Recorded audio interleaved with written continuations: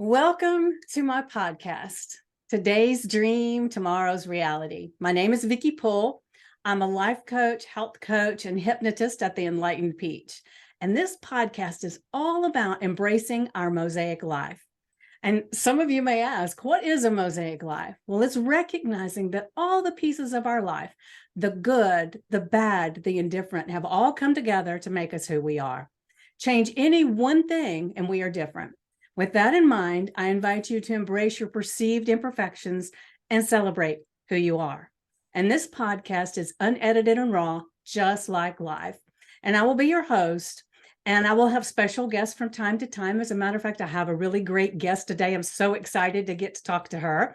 If you have any ahas or questions, please leave a comment or a voice message. So now let's get started. And I've got Terri's bio here, so I am going to read this to you because I don't want to miss anything. Her name is Terri Chase. Thank you for being here. Terri Chase began her early life exploring the wooded area of Long Island, New York. Her travels as a young girl to Reno, Nevada, spurred an interest in the mountains and desert plains.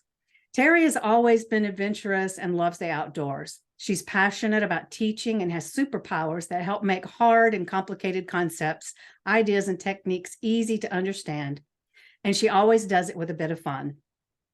Terri brings the valuable life experience of living with spinal cord injury for over 30 years to her work helping others with creating a vision for the future and developing the practical steps to move forward. She is a highly educated individual with numerous degrees and certifications, most of which she attained after her spinal cord injury, which is amazing to me. Most notably, her doctorate of nursing. And there's so much about that is just amazing as I read your book. Terri lives full out and is active in all things outdoors, including kayaking, cross-country skiing, hand cycling, and whenever possible, horseback riding. Terri, her partner Sharon, their two dogs, and a cat reside in Western Colorado and the shadow of the Colorado National Monument. And so thank you for being here. I'm super stoked. And I will say that I love Colorado myself. My daughter lived there for a while and I got to go and explore some, but beautiful. And the thing that amazed me about Colorado was the sky just seemed so immense. It's like, and when I got back to Georgia, which is where I live, I thought, well, no wonder we've got too many friggin' trees, there's trees so tall and everything. But oh my gosh, it's a beautiful place. So how long have you been in Colorado? I've lived in Colorado since 1976, so whatever the math is on that. So for a bit. Yeah, so a while. Yeah. Well, you must like it. I do. So if I'm remembering right, I know when you were exceptionally active and you biked and you did all these things that were just mentioned. You did all those things, or a lot of those things, prior to the accident, correct? That's true. And to be honest with you, my activity and the variety of things that I did expanded after my injury. So when I was hurt, I was a middle school PE teacher. So I was, on my legs all day long. I refereed volleyball and basketball. I rode my bike. I played on soccer teams and softball teams and stuff like that. But yeah, so I was a very active person. Yeah, wonderful.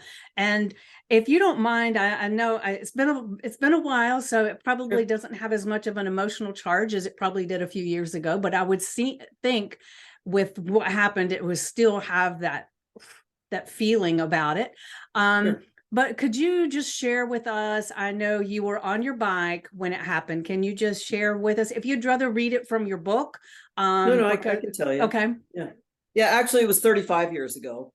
Okay. It's been a while. So yes, I mean, there are still parts of it that are meaningful to me and still can evoke emotion at certain times. I mean, it's not like I bust out crying whenever I talk about my injury. Because what happened was it was a sunny Saturday afternoon in April of 1988. I was riding my bike back into town from I just was out on a 10-mile ride, no big deal.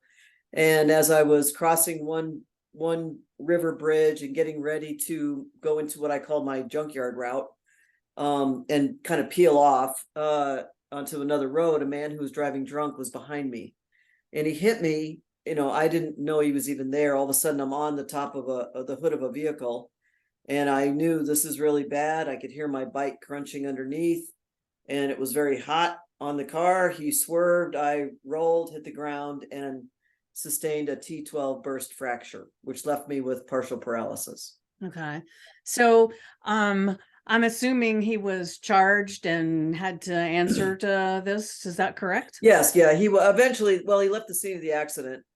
So Okay. there was several charges that were brought up against him: leaving the scene of the accident, prior DUI, no license, no insurance, not being documented in the country, all that stuff. He did leave the scene of the accident, and about 6 hours later, they found him. There was a neighborhood here by the river that noticed a guy was driving a car into the river, and they thought that was a little odd. So they called the cops, and the cops are like, "That's the guy we're looking for." So he put his car in the river, thinking he wouldn't get caught. Yeah, it was a gigantic Lincoln Continental. Those long, ugly looking things. So anyway, I'm always grateful to that neighborhood for spotting that and getting him caught. So yeah. He did serve some time, and then was deported back to his home country. Okay. So I know you were in the hospital for quite a while with a broken back, and then, like you said, partially paralyzed. But weren't your legs completely paralyzed in the beginning? And then, am I remembering right? And then with the physical therapy and all, you were able to get some feeling back? Yeah. So the way spinal cord injuries work, what I have was called a incomplete spinal cord injury. So my spinal cord was bruised. It wasn't cut, but a bruise can be as bad as a cut because of the damage to the spine and all of the nerves that are there. And the swelling and everything too, right? Yes, correct. The swelling in the spinal cord. So as over time, as that resolved and the nerves that weren't damaged were able to then be, I could start using them. I did. So I do walk some with what we call AFOs, short leg braces and crutches. But which I'm very thankful for, and I can walk on airplanes, and I can walk short distances and stuff like that. But after 35 years, I've got to be much more discerning about taking care of my shoulders and taking care of my body. Yeah, because I want to do sports. I don't want to just walk around to show I can walk. It's great to walk, don't get me wrong, but I'd rather, go swimming and do kayaking and hand cycle than just show off that I can walk. That's how I feel. Yeah, I can see that. So I know you were talking a lot about some of the care that you were given in the hospital, and how and forgive me if I'm wrong on some of this, because like I had said before we got started, it's been just a little bit since I read the book. But and thank you for sharing that with me, by the way. And we will be putting a link in the comments for anybody that's interested in getting the book, because it's very, very worthwhile to read. But if I'm remembering right, you had some people that were really good about you not being able to do things, and then you had some other people that, as far as the caregivers, that were not really good about you not being able to do things or being in pain and those kinds of things. Am I remembering correct? Yeah, I did. So my book is called Spoke by Spoke: How a Broken Back and a Broken Bike Led to a Wholehearted Life. And it's a series of stories of my experience of going through the last, many years of spinal cord injury. And I wrote these stories in hopes that they would help others. Right. And not in the sense of, hey, if I can do it, you can do it. Not that. Or here's a recipe. You want a successful life, follow me. It was more like I really wanted to use the examples of my life to help others. Right. So there are, so my experience of being a patient is what led me to being a nurse. I know, that's kind of what I was kind of alluding to. You had some people that were just amazing that inspired you to do this, and then other people that weren't so amazing, and they inspired you to make a difference. Correct. Is that right? Okay. That is correct. So that's a great way of saying it. So one of the things I was very intrigued with, and it started me on a 30-something year journey of what made me feel better. Because there were times when I was with certain, with healthcare providers, and it was like I just felt better. It had nothing to do with the medicine, the treatment, the therapy, the this, the that, whatever. It was their presence. Right. And so even though at that time I wasn't quite sure what that was, so it led me on a journey of several graduate degrees and experiences of what made me feel better. And each level of that learning for me was just another level of my own learning and so on. And so one of the stories is called She Listened. And it was after another healthcare provider was somewhat dismissive and kind of rude to me. And I just collapsed. I mean, I just collapsed inside. I just was like, that's it. I'm done. I can't live like this. That guy treated me like awful.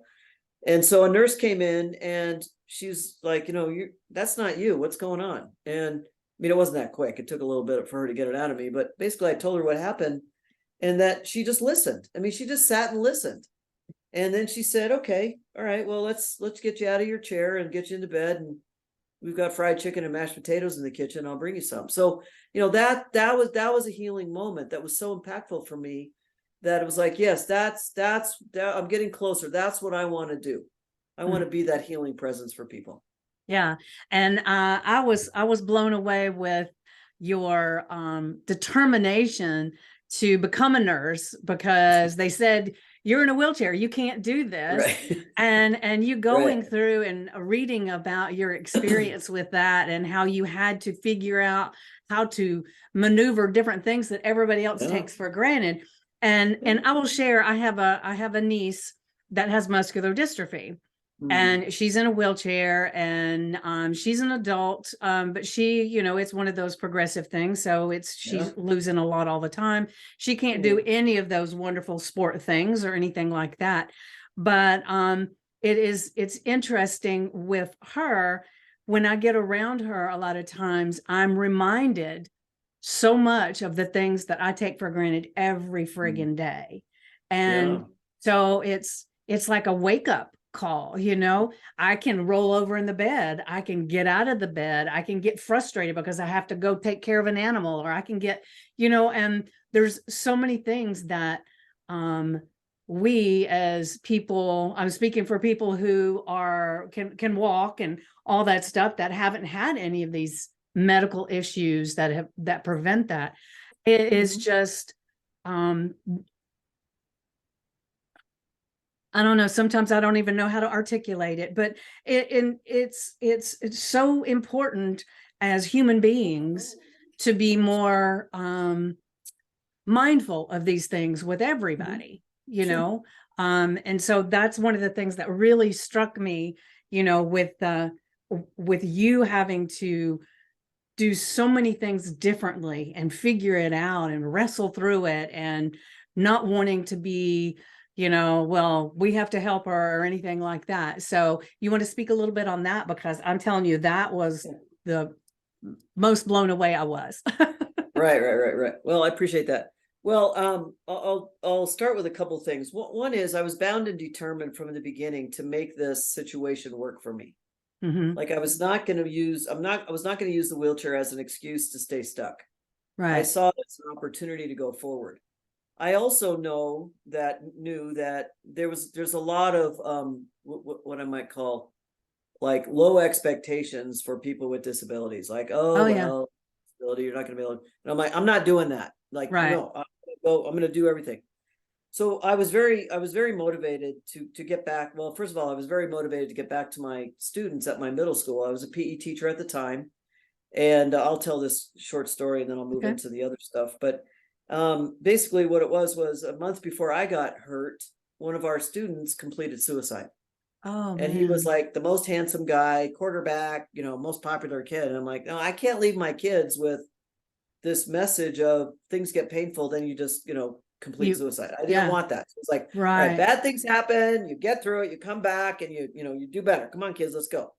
So that was very motivating for me. Then the whole thing about going into nursing school was I didn't even think about what it would be like for a person in a wheelchair to go to nursing school. I'm like, I'm just going to that program and I'm going to apply because it really spoke to me. It spoke to me. It was based on the theory of human caring.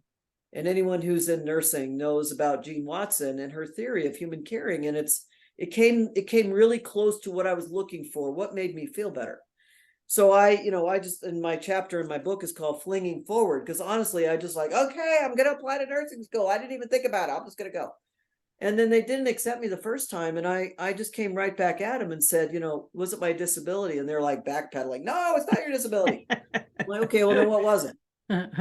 So without them really saying it, it was my disability. So anyway, Right, so it was right. also probably my application could have read better, like something like I want to be a nurse, but Yeah. anyway, stuff like that. So I did get some help with that, and I improved my essays and said, yes, I want to be a nurse, and articulated what I was really feeling inside, which was what made me feel better. I think it's this, maybe it's that theory of human caring. I want to help people.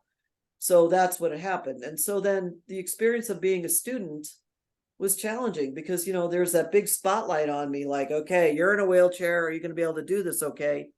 And, I was not the weakest person in my class. I'll tell you that, even though I had half paralyzed legs. So I had to have a little discussion with the faculty about take the spotlight off me.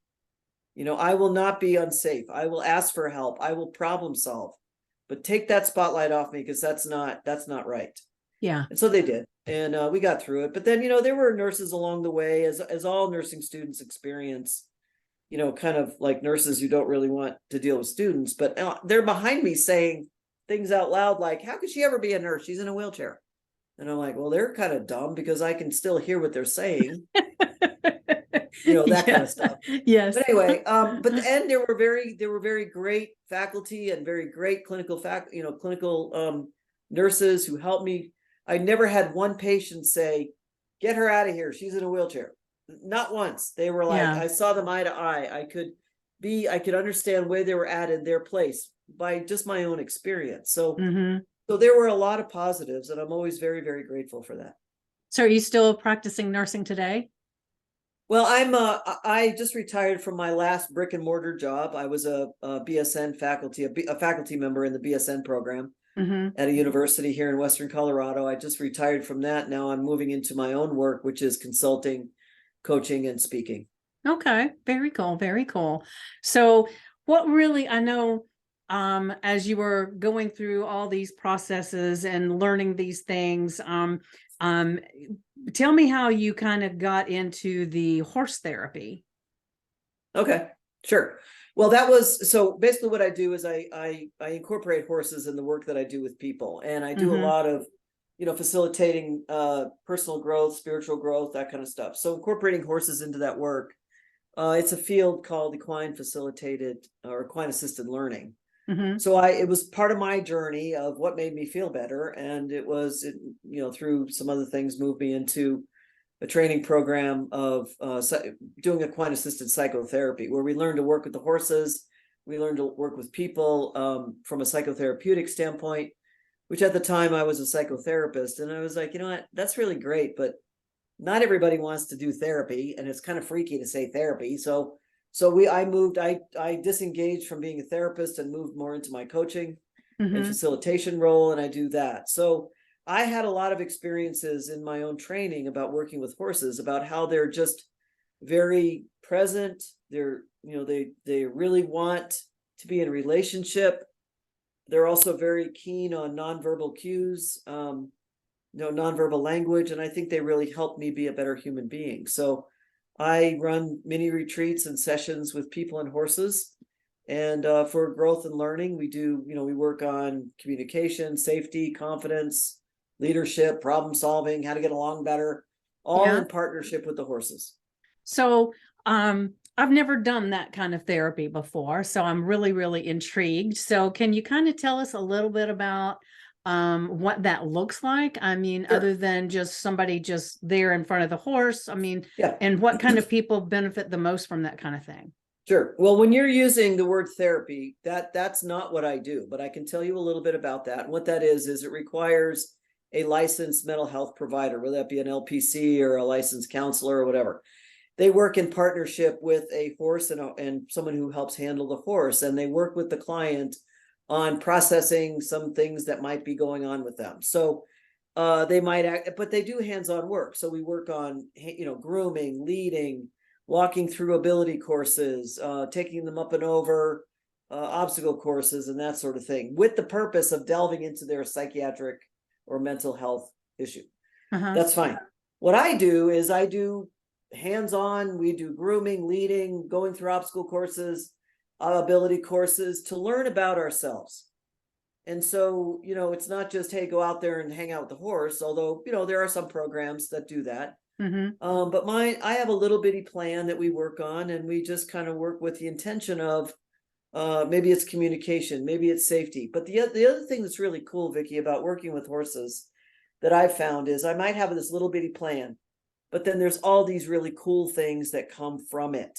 You know, I see patients, I see clients that I see healthcare providers that I do mini retreats for go, oh my God, I was having so much trouble with thinking that this whatever in my life was so big and bad and I can't do it. And me and the horse, we just walked right through it. We just went through some sort of metaphorical or some sort of symbolic thing. And they learned that, you know, when they set an intention, when they look forward, you know, because you can't lead a horse by looking at the horse, which a lot of people do. They look at, okay, we're going to go forward. And the horse looks back at him and says, where's forward? So what we do is we look forward. We go that, you know, we're going to go forward. So we have a very respectful, caring way that we work with the horses.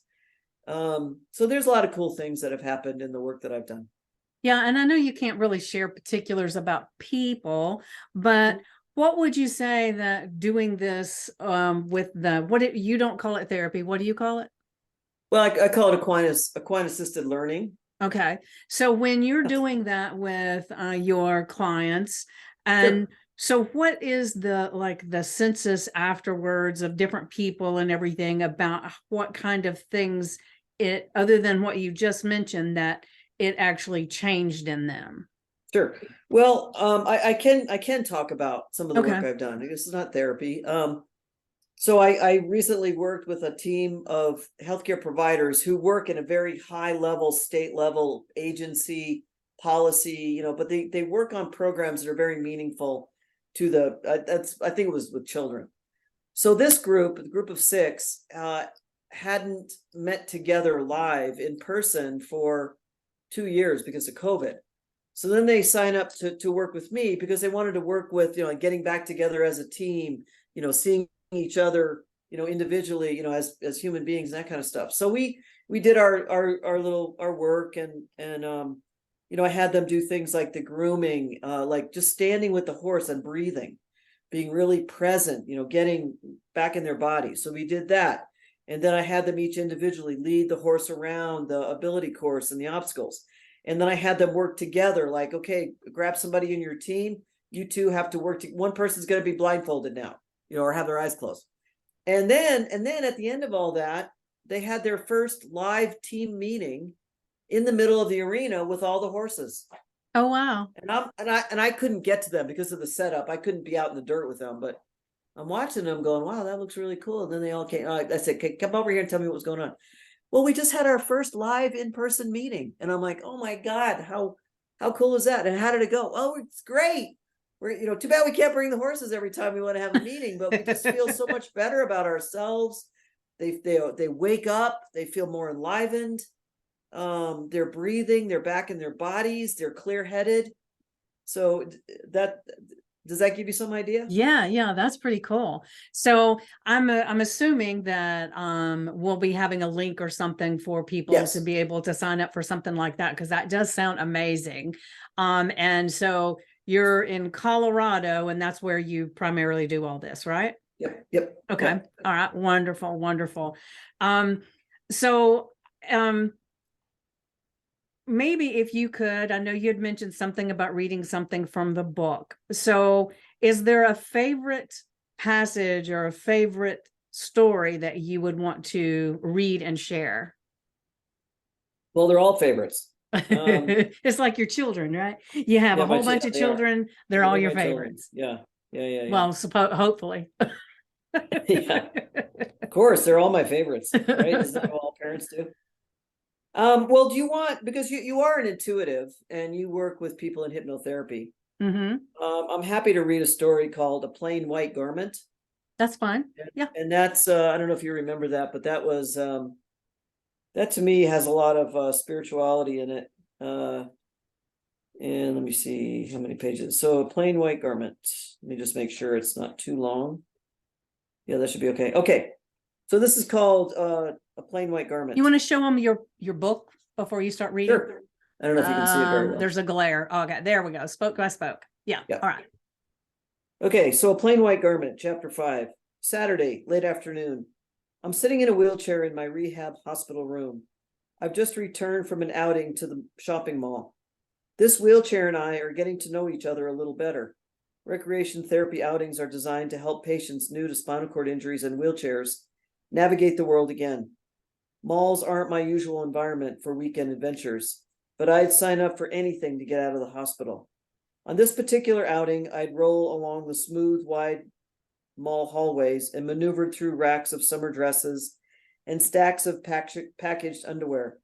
At the food court, I'd purchase a soda and a hot dog, passing the test of handling myself, my money, and the wheelchair under the watchful eye of a recreation therapist. Now the day is done and it's time to make the transfer to my hospital bed. I still require the supervision of a nursing orderly to ensure I get from wheelchair to bed without ending up on the floor.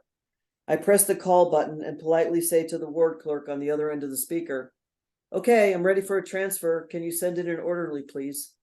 I'm a compliant rehab patient for the most part, yet there are some rules I break on purpose.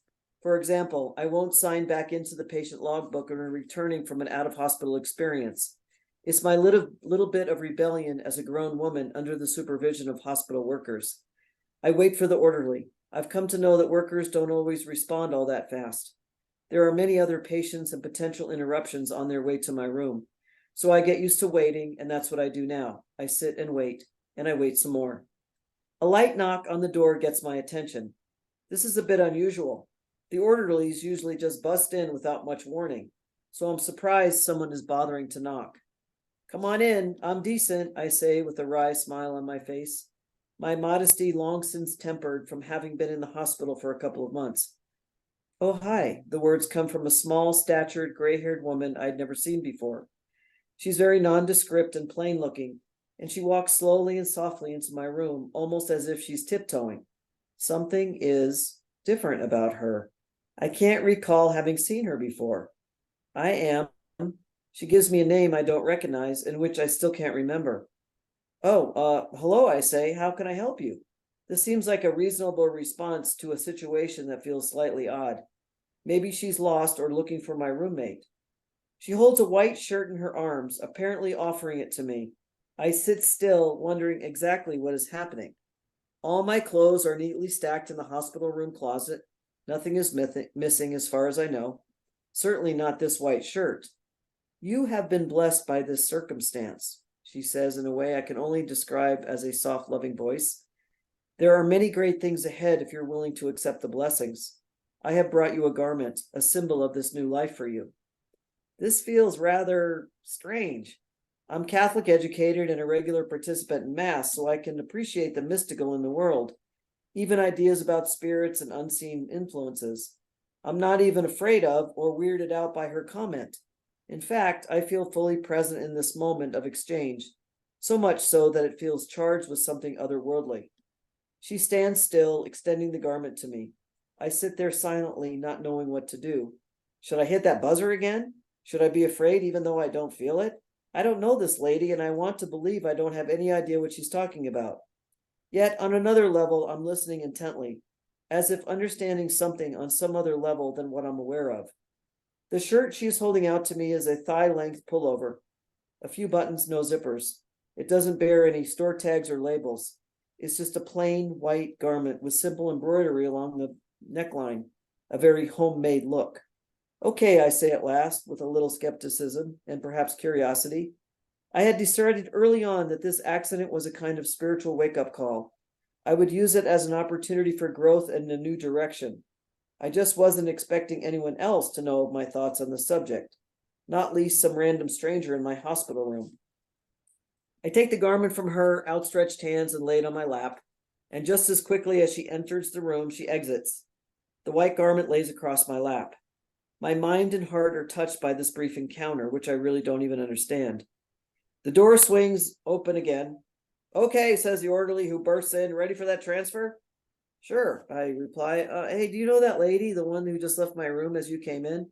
"Nope," he says casually, focusing on the task at hand. "Didn't see anyone. Ready?" He helps me up and over the wheel to my chair, into the bed, then straightens up my legs, removes my shoes, and pulls a sheet over me. The mysterious white garment is hung up in the closet without a word. For many years, I never told anyone about the woman's visit or the garment she gave me. Not the nurses, not the doctor, not even a counselor who helped me during the dark times. I still have that garment. It's in my closet as I write this. And I still vividly remember that day way back in 1988. That visit from a kind stranger, a white garment so unique, and a message to accept the challenges and blessings as one. I hold that memory close to my heart. Maybe the lady was an angel or some other type of spiritual being, or maybe she was just someone with a kind nature who randomly walked into hospital rooms and handed out white shirts. I don't know. But I do agree with her that my spinal cord injury and my sudden change in life direction held blessings I could never have imagined. This brief exchange and the acceptance of the garment, as well as the accompanying message, became a touchstone for my life with spinal cord injury. Yes, I love that part of your story. It is, one of the things when I started this podcast, it was really in the beginning, it was just to be able to have my voice to speak, because so for so many years, as like almost everybody, I've, held tight to not upset anybody or, offend anybody, or be judged. And, but as I've been going with this, I've met so many amazing people that have had horrific things happen to them in their life, that on the other side of that, they see it as, if that hadn't happened, I wouldn't be doing these amazing things. It never would have occurred to me. And so it's just like, it has opened up this whole world to me of amazing people like you. And that part kind of brings me to tears, because everybody needs that, whether they've had something horrific happen or not. And it's really cool when you share this story, and it makes me feel like there's that presence for me, even though I don't see this person with the shirt. You know what I'm saying? And so, and I can't believe I'm crying about this. People cry with me all the time. It's okay. Yeah, but that story just, and I'm so glad you picked that one out to read, because I cried when I read it, when I read your book. And there was a few other little places that brought me to tears, but it's being able to take something that has happened to you, that so many people just give up on life, and to be able to be that person that takes it and makes it something amazing. And, from what I've read in your book and everything, and from talking to you, I feel like you have led such an extraordinary life before, but especially after all of this that happened. And do you ever, and this may be a silly question, I don't know, do you ever sit back and think, I wish this hadn't happened, where would my life be like today? No, well, I do think about it sometimes. I mean, I do miss climbing mountains. I do miss taking students to the wilderness and all that I used to do. But I found other ways to satisfy that. And I have thought, I mean, I do think about it once in a while, but I was really pretty bored as a PE teacher. Yeah. I was bored and I didn't know really what to do. I was not really in any significant relationships. I was playing the field. I didn't really feel like I had a purpose in my life. So I think what for me this injury did was kind of shake the shit out of me and wake me up and go, okay. I mean, and it's not like I've been awake every day since, I got hurt. Right. Yeah. I fall back asleep, as all of us do, and I have to get like shaken awake again. Yeah. But Kind really, of like weight loss. You lose it, you get it back. You lose it, you get it back. Right. But I have a taste of what it's like to be awake. And I will continue to work on being awake. And I'm very awake to the fact that, I'm now 67 years old. And I still have more I want to do with my life. And I can't wait. I don't want to waste time. I don't want to just like flub around and all. And I really want to take care of me so that I can be in service to others. Right. And bring my presence to others. Now, it doesn't mean I have all the answers. That's not it. It's that I know what the power of being present for others did for me, and how I can maybe assist others in coming back to themselves. Right. See, that's really what I work with. Is when you talk about this, people give up on life. It's like, well, I think it's because they've lost touch with themselves. Yeah. It's like, let's get back to that spirit. Let's get back to that energy. Let's get back to that childlike curiosity with the world. Mm-hmm. Well, what I find sometimes is that the reason that people, and I'm not saying it generally all people, but just a few people that I have met and worked with and everything, some of them don't want to feel the here and now because they're not happy with who they are, or what they think they haven't done right, or all these different perceptions that people gather from the people around them and from their childhood. And those times, those people really have a hard time, I mean, digging in to look at anything about themselves and being in the present moment, and it's one of those things like, I really have to work with some people to even get them to give you answers that aren't just on the surface. They don't want to cry, they don't want to get upset, they don't want to think and feel, it's like, just let me be, kind of thing. Do you find that too? Yeah. And I think that's one of the cool things about the horses is that, they're really present. And if we're faking it, the horses are like, oh, that doesn't feel very safe. And so, and I've sort of like assumed some of this horse energy because, it's like, well, you can tell me you're happy and everything's great. And okay, is it real? I mean, I don't know. Is it?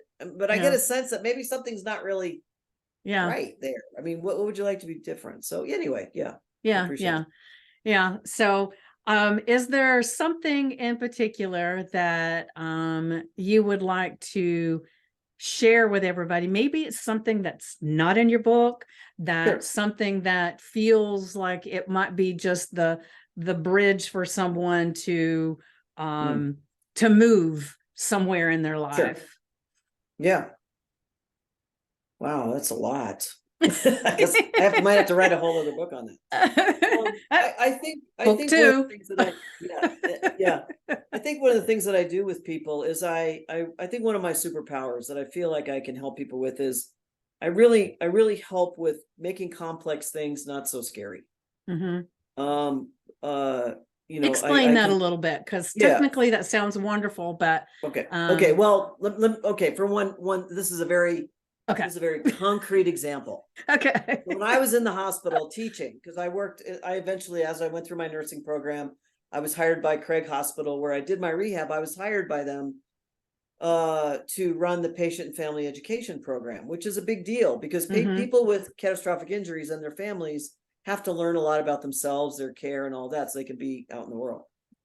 So one of my classes was bowel management, and that's kind of self-explanatory. It's about how our system works to digest our food and process elimination. Well, there's something called peristaltic action that, that's the wave-like movement that gets things through our system. Well, after spinal cord injury, that slows way down. Okay. So does that mean people get constipated? Yeah. Okay. And plus all the pain meds. Yeah. So, nurses and doctors are notorious for using big words, and the patient's like, okay, they have no clue what they're saying. So what I did in my class is I brought a slinky. And I used a slinky to demonstrate, and I even gave it to patients, this is what peristaltic action is. Also, I brought a 30-foot long rope. And I said, so when you swallow something, it has to travel. And I would give the end to someone of the rope. And I would, as I said, you chew it, it's going to your stomach, it's going to your small intestine, large intestine, out. And pretty soon I was the end. I was where it came out, the poop end.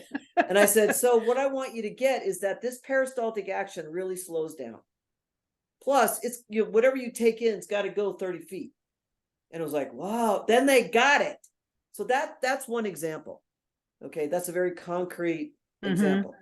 But I think another way that I work with people is helping understand this whole process of we take a lot of information in. People read a lot of books, self-help books. They listen to podcasts, but then they don't do anything with it. Right. So there's no change.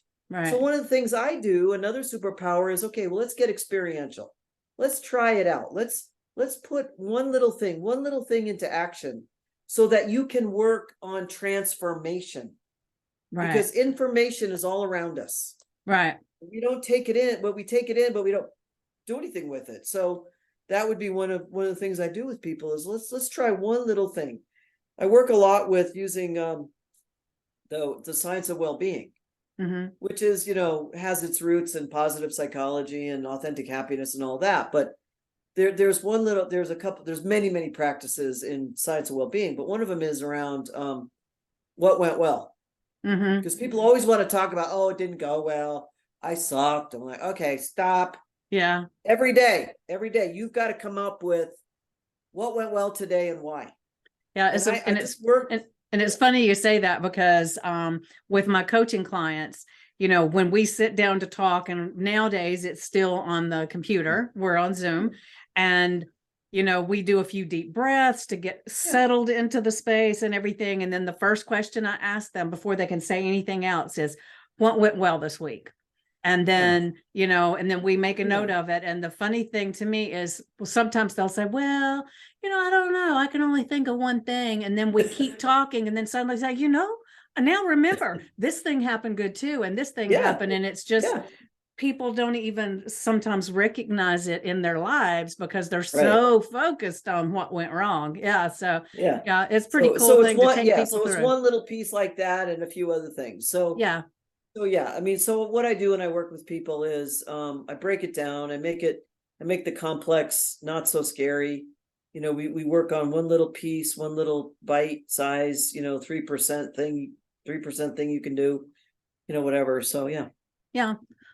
Well, that's wonderful. So, why don't we, because we're close to being at time.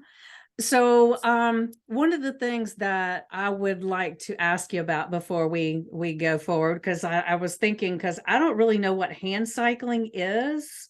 So I know what cycling is, but so what is hand cycling? So hand cycling is when I pedal with my arms. Okay. So is that a different kind of bike that allows you to do that? Or are you laying down, or what is it? Well, there are different iterations of it. Mine, I'm down low. Have you seen recumbent bikes? Yeah, my sister has one. Sitting and pedaling with their legs.